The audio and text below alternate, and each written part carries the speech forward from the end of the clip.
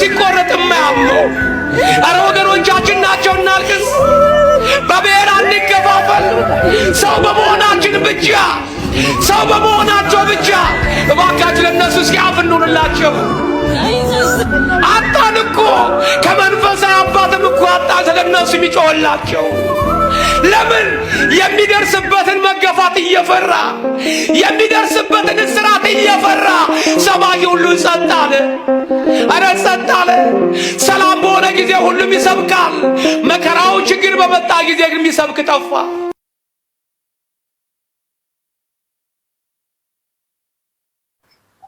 በአርሲ ላይ የሚገኙ የእምነት አባቶችን እየተገደልን ያሉት። ሰላም እንዴት ናችሁ? ውድ የቻናላችን ቤተሰቦች እንግዲህ ዛሬም እንደተለመደው በአዳዲስ ጉዳዮችን መጥተናል። በጣም ደስ በማይል በሚያስጠላ በሚያሳዝን ጉዳይ ነው የመጣነው። ያው እንደሚታወቀው በአርሲ በኢትዮጵያን ኦርቶዶክስ ያነጣጠረ ጥቃትን እየደረሰ ነው ያለው። ይሄ የመጀመሪያ አይደለም፣ ብዙ ጊዜ እየተደጋገመ ነው ያለው። አሁን ደግሞ ከሁለት ቀን እየሰማነው ደግሞ እንዲሁ አባቶችን እየተገደሉ ያሉት ከመቶ ዓመት በላይ ያስቆጠረውን ጥንታዊ የሚባልን ቤተክርስቲያን ደግሞ ተቃጥሏልና ይህንን የሚያሳዝን ጉዳይ በየጊዜው እየሰማነው ያለ ነው። የሚያሳዝን የሚያስጠላ። ለዚህ ጉዳይ ደግሞ እልባትን እየተሰጠበት አለመሆኑ ደግሞ ብዙ ሰዎችን እያስቆጣ እያሳዘነ ያለ ጉዳይ ነው። ስለዚህ በአጠቃላይ እኛ በሶስት ከፋፍለን እናየዋለን። ከዚህ በፊት የነበረችውን የኢትዮጵያ በእምነት ላይ ያላቸው መከባበር የሚያሳይ ቪዲዮዎች እናያለን።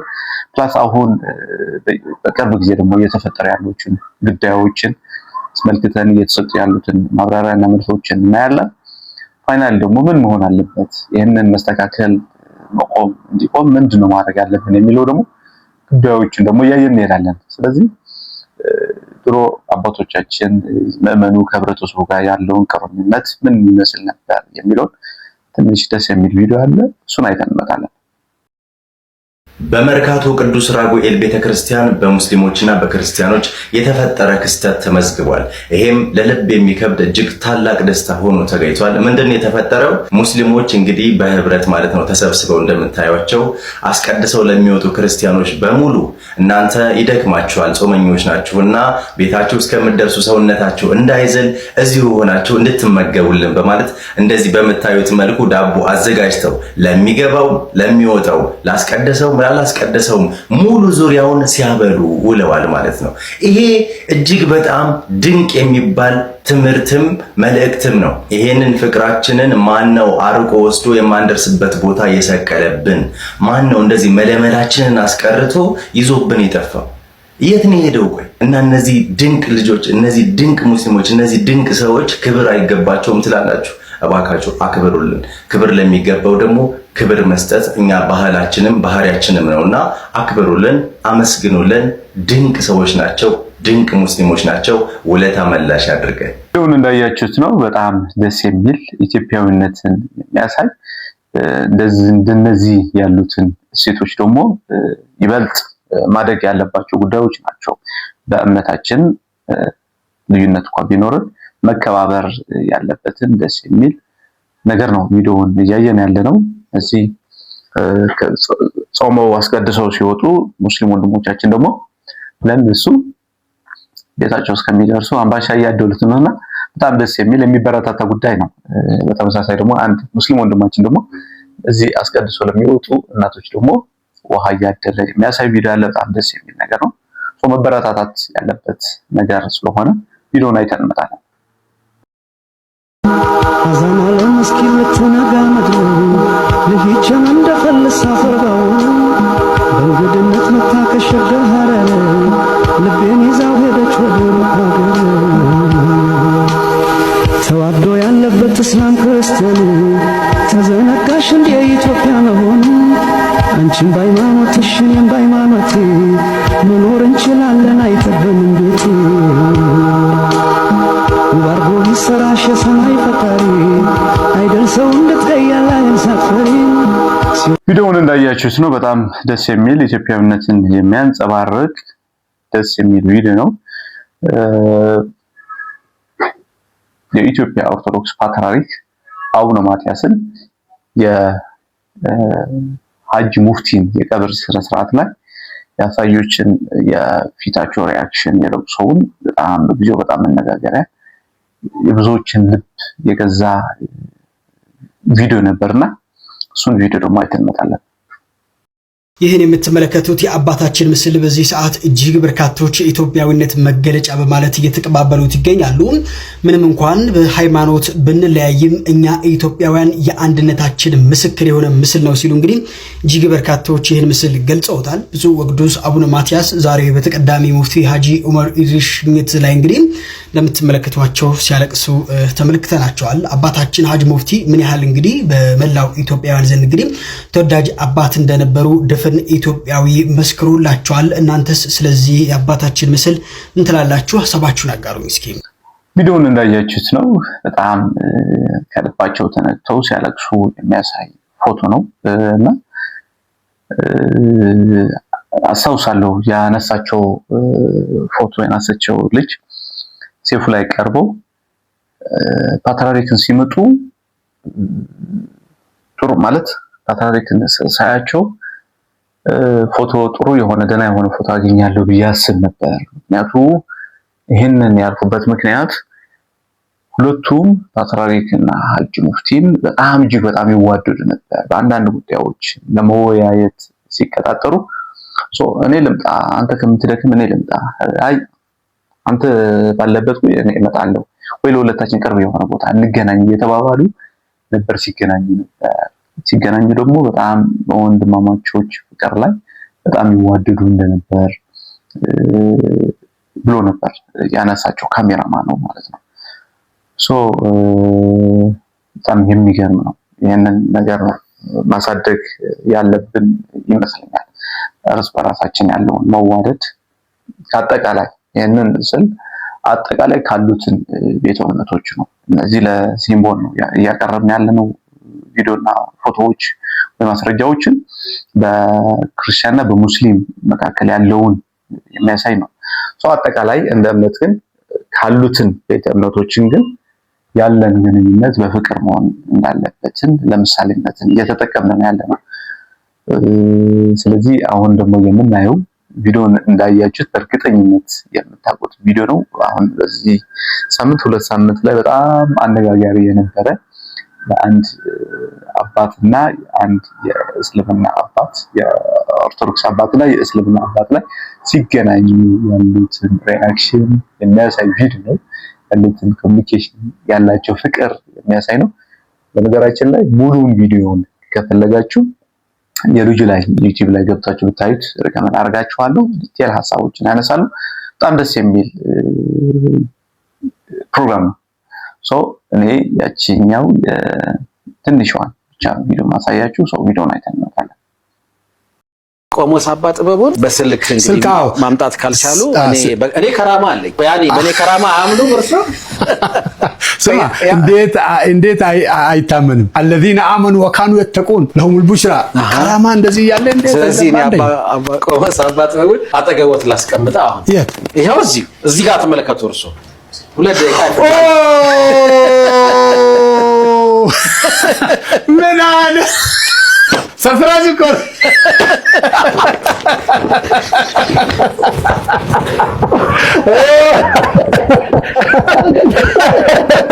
ምን ያሳጡኛ ኬኩ ግን በጣም ኬክ ይዘው ያው ለብሶ ክብር እኔ ለያዝናችሁና በደንብ ለዛው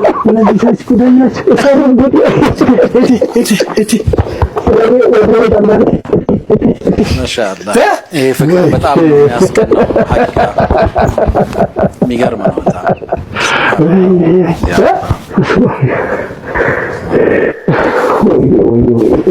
ሱብሃንአላህ የመጀመሪያ ልደት የዛሬ ነው። አብሽሮ አረፍ አይዟችሁ።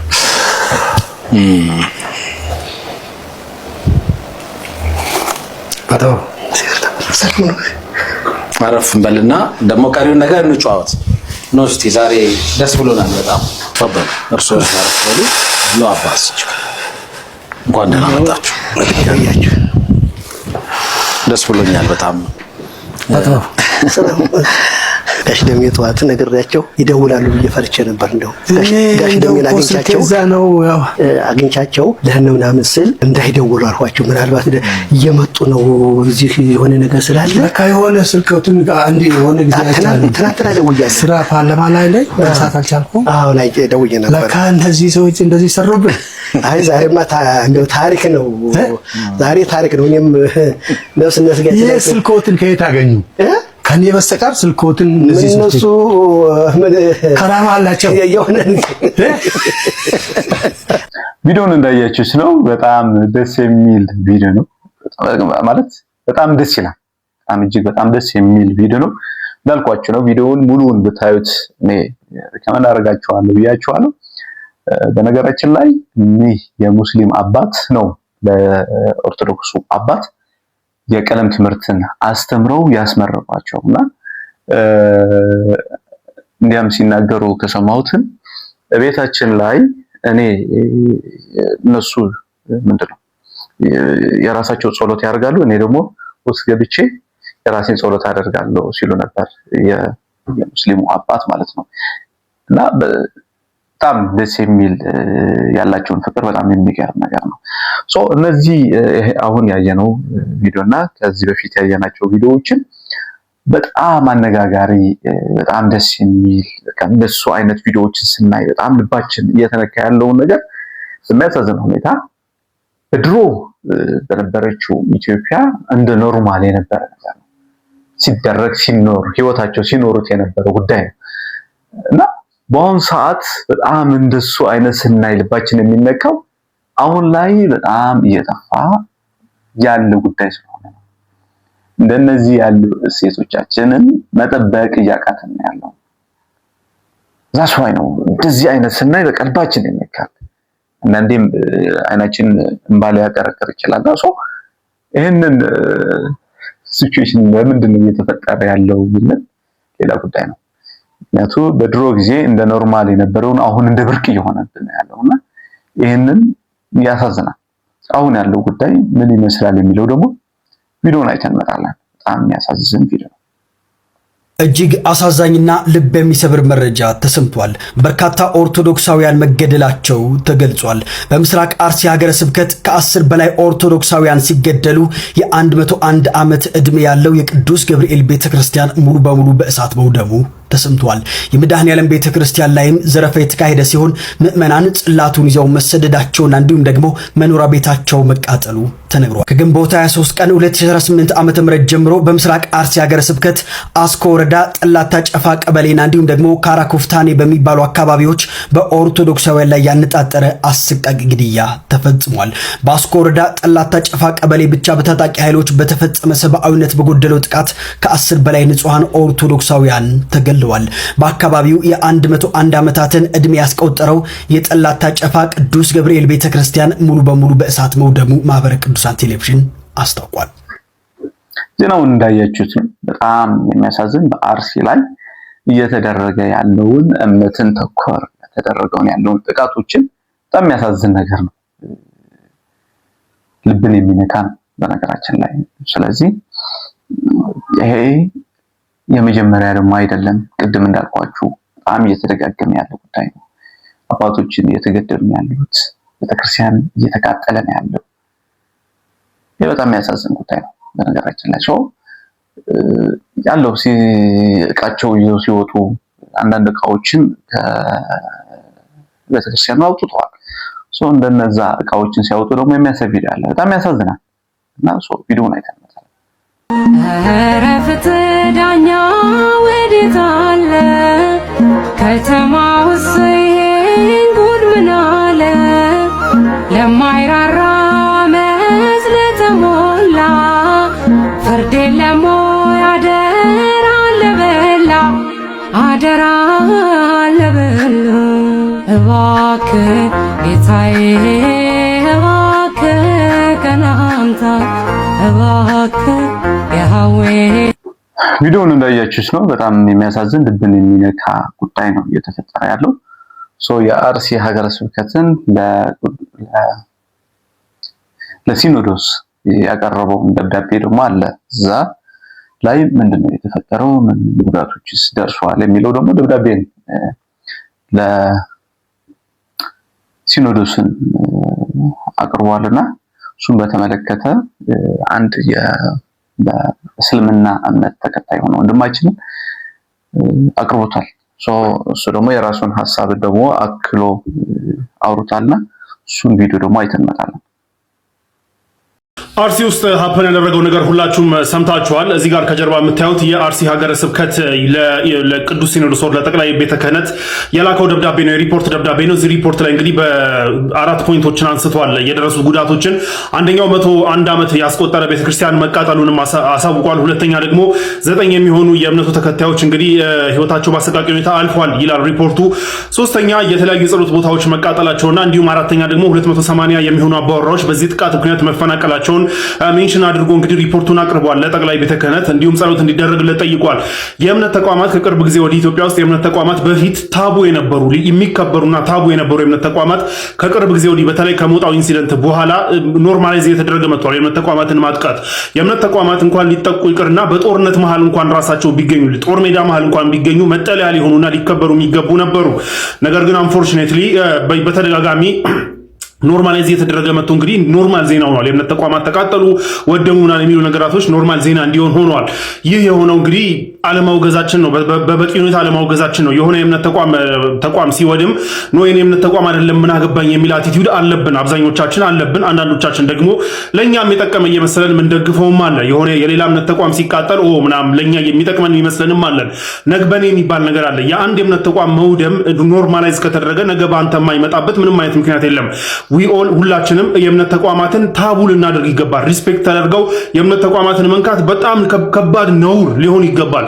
ነገር ግን ከሞጣው ኢንሲደንት በኋላ ሞጣ ላይ ከነበረው ኢንሲደንት በኋላ በተደጋጋሚ እነዚህ አይነት ነገራቶች ሀፕን ሲያደርጉና እንደ ኖርማል ዜና ሰምተን ስናልፋቸው ታይቷል ማለት ነው። ለማንኛውም ይህ ሪፖርት ወጥቷል። እንግዲህ ምን አይነት እርምጃ እንደሚወሰድና ምን አይነት እንትን እንደሚኖር ኢትስ ክሬዚ፣ ለማሰብ ራሱ ኢትስ ክሬዚ። ለማንኛውም ግን ሁላችንም ከዚህ ልንማር የሚገባው ምንድነው የማንም የእምነት ተቋም ሊነካ እንደማይገባና እንደዚህ አይነት ነገራቶች ሀፕን ሲያደርጉ ሪጋርድለስ ኦፍ አወር ሪሊጅን የትኛውም ሃይማኖት ተከታይ ነን ሃይማኖትም አይኖረን ሰው የሚያምንበት የእምነት ተቋም ግን ሊነካ እንደማይገባ ሁላችንም አንድ አይነት አቋም ሊኖርን ይገባል።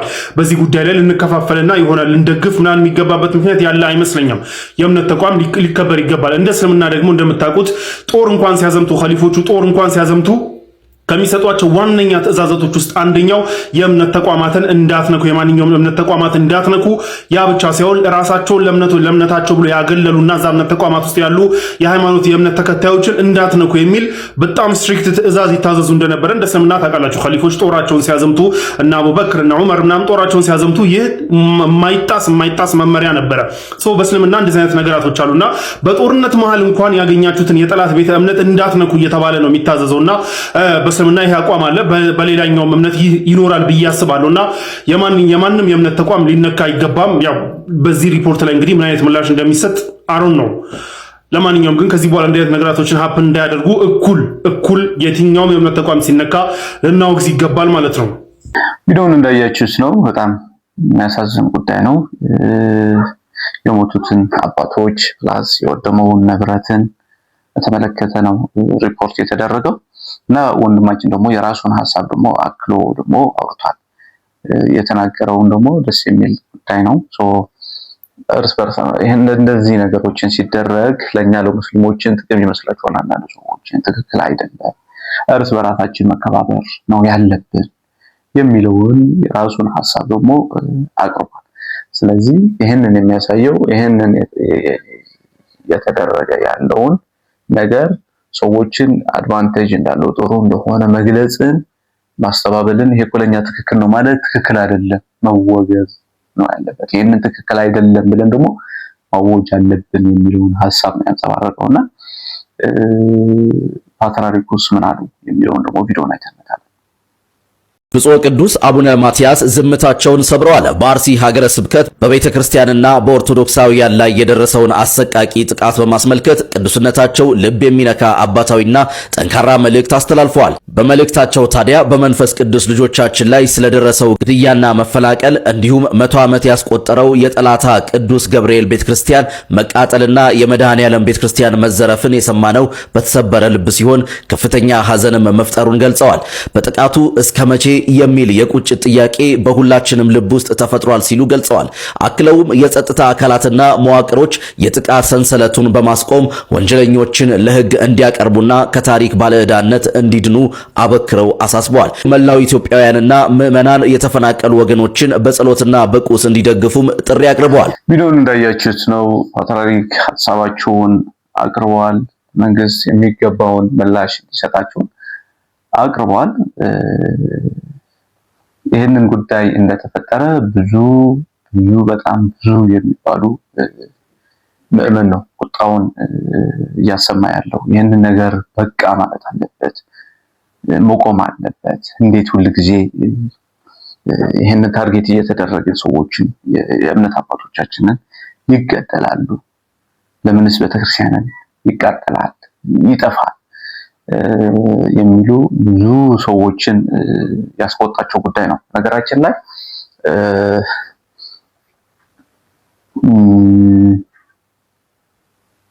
ሰዎች የፈለገውን ነገሮችን ቢያደርጉ አጥር ግን አላቸው፣ የሚሰበሰቡበት፣ የሚገናኙበት፣ ከእግዚአብሔር ላይ ከሆነ ነገር ላይ ወጥቶ የሚሸሸጉበትን አጥር ያስፈልጋቸዋል እና በክርስትና ስናይ ቤተክርስቲያን አጥራቸው ነው። በእስልምና በሌሎች ደግሞ የየራሳቸው አጥር አላቸውና እንደነዚህ ያሉትን ተቋሞችን ሲመቱ ሲጠቁ እዛ ያሉትን አባቶችን ሲገደሉ ብዙ ነገር ነው የሚያሳጣን። ከሁሉ በላይ ሰውነት፣ ሰው የሚለውን ሰው ነው እየጠፋ ያለው። ፕላስ የሚቀርጹትን ዜጋ ደግሞ እያጣና ያለ ነው። ትላልቅ አንድ አባት ተምረው ለማስተማር ብዙ ዓመት ነው የሚፈጀው። በኦርቶዶክስ የሚታወቅ ነገር ነው። እነሱ ያላቸውን ዕውቀት ለማስተላለፍ ደግሞ ትውልድን ለማነጽ ለመገንባት የሚያውሉትን ዕውቀት ደግሞ ከእንቅጩ ከተገጨ የሚፈራ ትውልድ ምን አይነት ትውልድ እንደሚሆን መገመት አያቅታቸውምና ይህንን ነገር ህዝቡ በጣም እያስቆጣው ያለው ጉዳይ ነው። በጣም ብዙ አርቲስቶችን ስለዚህ ጉዳይ ሐሳባቸውን ሰጥተዋል። እኛ የተወሰኑትን ብቻ ቪዲዮዎችን እናያለን።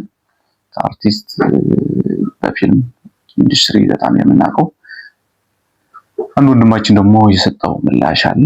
እሱን ደግሞ ቪዲዮን አይተን እንመጣለን። አሁን ብቅ ያልኩበት ምክንያት የእውነት ከፍቶኝ ነው።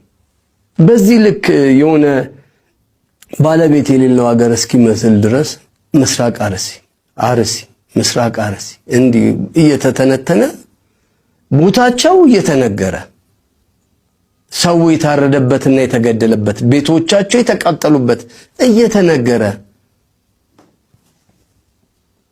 መንግስት መንገድ ሰራ እንዲህ ሐዋሳ አሪፍ ሆነች እንዲህ አሪፍ ሆነ ምናምን እንዳላለን በጣም በትልቁ ደግሞ ወገን ሰው ሽማግሌ ካህን እየታረደ ክርስቲያን እየታረደ የሚጣልበት ሀገር ነው። አድንቀን ሳንጨርስ ሐዘናችን ይበዛል። ባለቤት የሌለው ሀገር ነው የሚመስለው።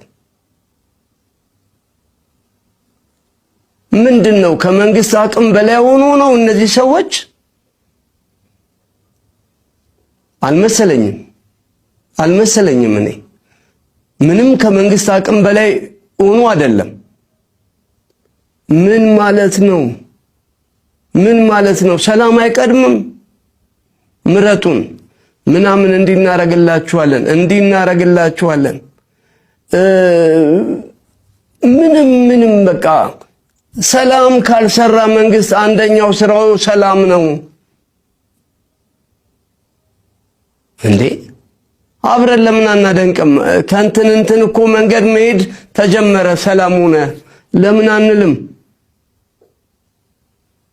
በዚህ መንገድ ላይ ወንድ የሆነ ሽፍታ የለም አሁን፣ ለምን አንልም?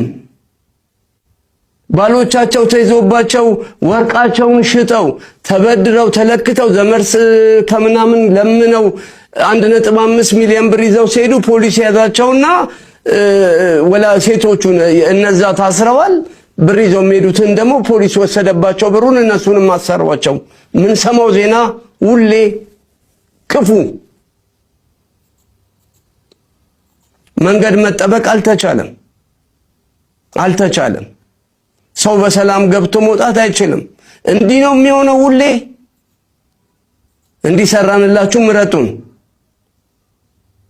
ሰላም ስሩለት እባካችሁ፣ ሰላም ስሩለት። የሚታረደው ይቁም።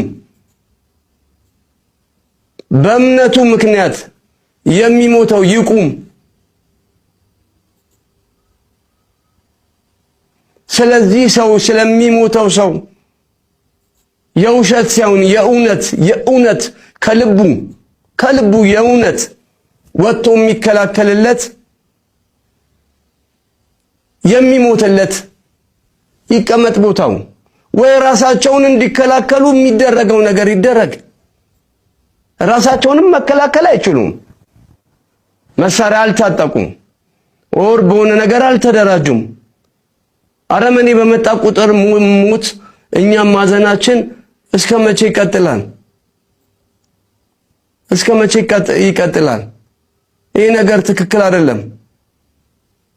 ቪዲዮውን እንዳያችሁት ነው። ራሱን ሐሳብ አንጸባርቋል። ይሄ ነገር መቆም አለበት። ለማን ነው አቤት የምንለው? መንግስት ምንድነው እያደረገ ያለው? ምንስ እየሰራ ነው ያለው?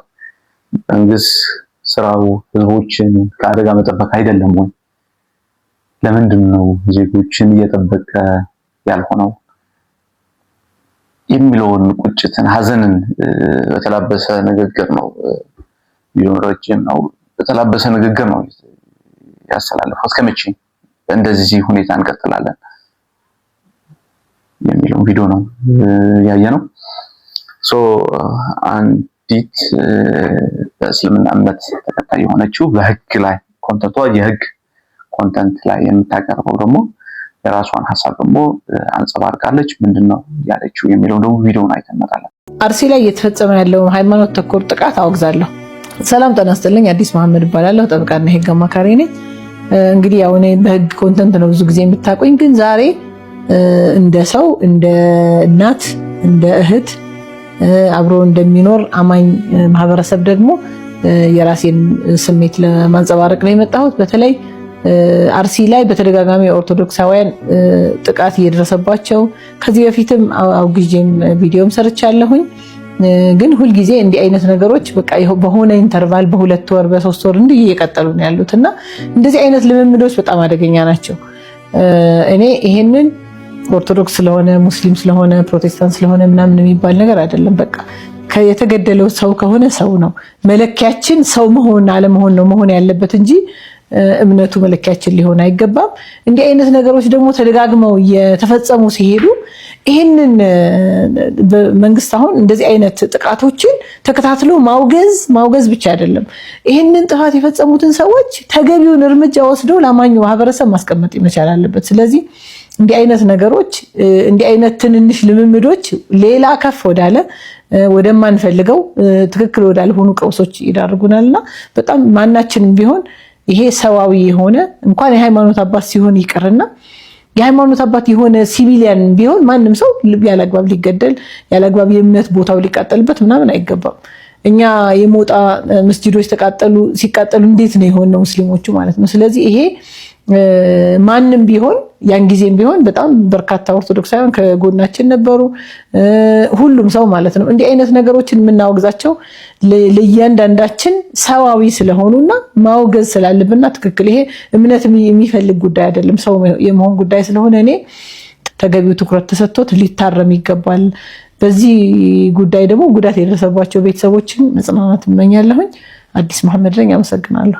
ቪዲዮውን እንዳያችሁት ነው የራሷን ሐሳብ አጋርታለች። ይህንን ሰብአዊነትን ከሰው የሚመነጨው ጉዳይ ነው እንጂ እነዚህ የእምነት የምናምን ጉዳይ አይደለም። ምክንያቱም ቤተክርስቲያን ሲቃጠል እኛ ድምጽ ካልሆን ይህንን ካላወገዝ ነው የኛ የሙስሊም መስጊድ ሲቃጠል እንዴት ነው የሆነው? እንዴት ነበር በዛ ጊዜ? ብዙ ኦርቶዶክስ ወንድሞቻችን ለኛ ድምጽ ሲሆኑ ነበር። ይሄንን ሰውነት ሰው መሆን ብቻ ነው የሚያስፈልገው። ይሄንን ሁላችን ማውገዝ ያለብን ጉዳይ ነው የሚለውን ሐሳብ ነው ያሰጠችውና በፊልሙ የምናውቀው ደግሞ አርቲስት ሰሎሞን ሙሄ ደግሞ የራሱን ሐሳብ ደግሞ ገልጸዋልና ምንድነው ያለው የሚለውን ቪዲዮ ላይ ተመጣጣለ የምናውቀው ነገር ነው። ቤተክርስቲያን ተቃጥላለች። እንግዲህ ለማንና ቤት እንደሚባል አይታወቅም። ነገር ግን ዝም ማለት ልክ ስላልሆነ እውነት የሚሰማ ፈጣሪ አለ፣ የሚያይ ፈጣሪ አለ፣ የሚፈርድ ፈጣሪ አለ። ማንም ጽዋውን ሳያወራርድ ማንም የሰራውን ስራ የበደለውን በደል ሳይክስ ወደ ላይኛው ዓለም እንደማይሸጋገር እንደ ክርስቲያን አምናለሁ። ስለዚህ ቅጣታቸውን ይቀበላሉ እናምናለን። ነገር ግን እየተጎዳ ነው እና መቼ ነው የሚያበቃው? የወገን ሞት መቼ ነው የሚያበቃው? መርጦ አልቃሽ ትባላለህ ስትናገር። አትግደሉን ነው ሌላ አይደለም። ቪዲዮውን እንዳያችሁት ነው አርቲስት ሰሎሞን ሙሄን የራሱን ሐሳብ አጋርቷል። እኔ ሰው የዘራውን ያጭዳል በሚለውን ሕግ አምናለሁ። ነገር ግን እስከ መቼ ነው እዚህ ምድር ላይ ፍትህ ሳናገኝ እዚህ አባቶችና ቤተክርስቲያን እየተቃጠለ እስከ መቼ ነው?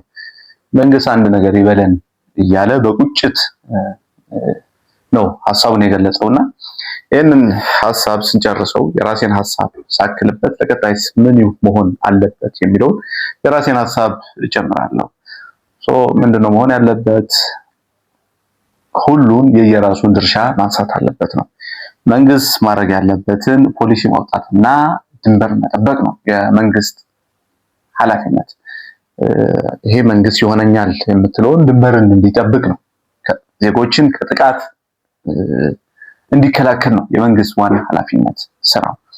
የቤተ እምነት ተቋማትን ስራቸውስ ምንድነው የሚለው ደግሞ የቤተ እምነት ተቋማት ስራቸውን የራሳቸውን ምዕመናን በትክክልና በስነ ስርዓትን ማስተማር ነው። ምክንያቱም እነዚህ ኢትዮጵያ ውስጥ በጣም ብዙ ውጥንቅጥን እየወጣበት ያለው ብዙ አስቸጋሪ ሲቹዌሽን በጣም በተለያዩ ጦርነትና በተለያዩ ችግሮችን ያለፈች ያለችበትን ዋነኛ ምክንያት የቤተ እምነቶችን ድክመት ነው ብዬ አስባለሁ። ምክንያቱም እዛ ጦርነት ላይ የሚገባው አማኝ ነው።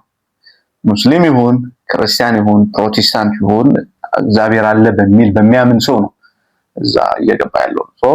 ቤተ እምነቶችን በጣም ቢሰሩ ቢጠነክሩ ምዕመናቸውን ቢያስተምሩ ወደ እነዚህ ያሉትን ችግሮችን የምንገባ ይመስለኛል። ምክንያቱም በድሮ ጊዜ እኮ የቤተ እምነት አባት እኮ በጣም ይፈራል እኮ፣ በጣም ይከበራል፣ ይፈራል። የአሁን ጊዜ እንደዛ ነው አይደለም፣ አይመጣም። የድሮ አባቶችና የአሁን ያሉትን አባቶች የመስማታችን ጉዳይ አሳሳቢ ጉዳይ ነው ያለው። የድሮ የሆነ ነገር ቢናገሩ ህዝቡን አምኖ ይቀበላል፣ ይከተላል። ያሁን እንደዛ አይደለም ያለው። ምንድነው ካልክ የራሳቸው የተወሰነ ችግርም አለ። ቤተ እምነት የየራሱ ተቋሙን የየራሱ ድርሻ ቢያነሳ ነገሮችን እየተስተካከለ ይሄዳል የሚል የግል እምነት አለኝ። ይሄንን ማስተላለፍ ፈልጋለሁ። ድጋሚ ለአርሲ ለጠፉ ለሞቱ አባቶች ላይ የተፈናቀሉ ላሉት ወገኖች አባቶች መጽናናትን እመኛለሁ። እዛ ላሉ ወንድሞቻችን ደግሞ እግዚአብሔር ያጽናችሁ ማለት ፈልጋለሁ። እግዚአብሔር ከእናንተ ጋር ይሁን። ይሄ ጊዜ ያልፋል፣ የማያልፍ ጊዜ የለም፣ ያልፋል እና እግዚአብሔር ከእናንተ ጋር ይሁን እመኛለሁ። ሀገራችን ሰላም ያድርግልን። ይሄ የኔ መልእክት ነው። በቀጣይ በሌላ ቪዲዮ እስከምንገናኝ ደህና ሁኑ።